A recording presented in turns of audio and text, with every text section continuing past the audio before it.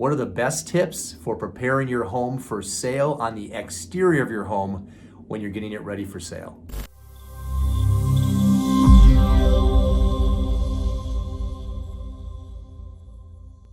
Hi, I'm Kevin Yoder, team leader of Yoder Real Estate, brokered by eXp Realty. I have a question for you. How many chances do we have to make a first impression?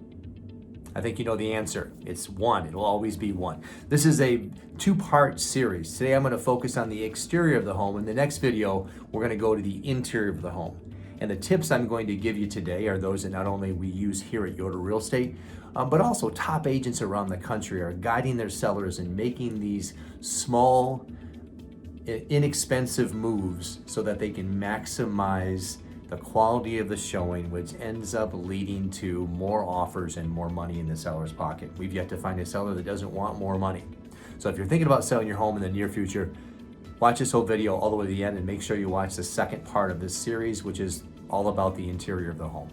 Okay, number one, these are going to be high return and low cost items. Tip number one is avoid parking your cars in the front of the home. Nothing worse than for photography is having a bunch of cars piled up by the garage. So move them out in the street. If you don't have parking in the street, just move them to a church or a parking lot nearby. Just avoid having those in the front of the house. We're here to sell your home, and the photography has to represent all the positive aspects of that. They don't want to see your Toyota, they want to see your garage or the front of your home.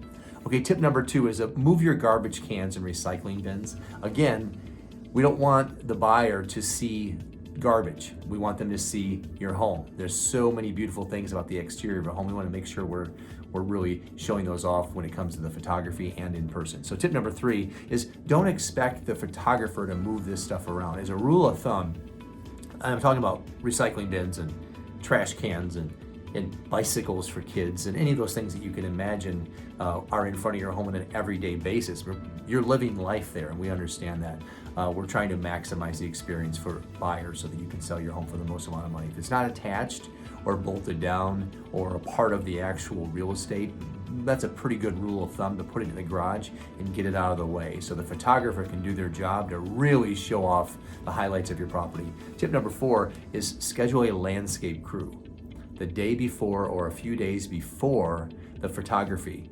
Get those lines in the lawn if you're mowing your lawn on your own or you hire someone to do it. Clean up the landscape beds.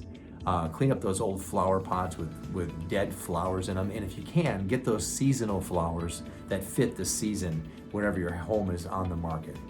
And then finally, tip 4.5, this is really something that the agent controls, and that would be to photograph the home in the morning. The reason being, before noon if at all possible, the reason being that the shadows are much better for photography, real estate photography, if you do it in the morning.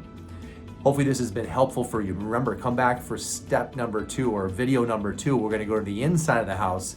I'm gonna give you 4 more tips to help you maximize your money.